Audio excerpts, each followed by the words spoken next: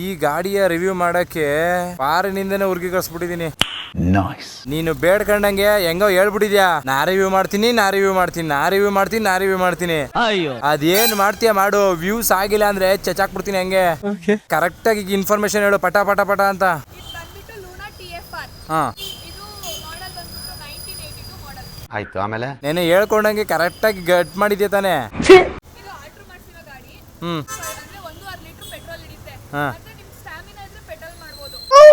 ಯಾಕೆ ಪೆಟ್ರೋಲ್ ಮಾಡ್ಬೇಕು?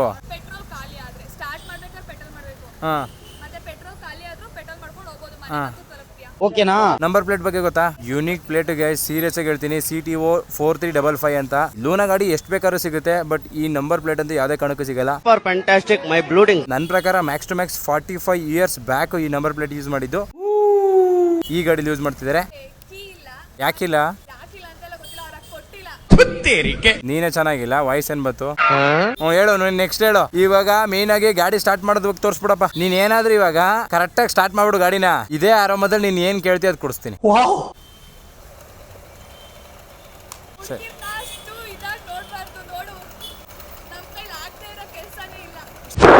Emotional damage. ಸರಿ ಆಯ್ತು.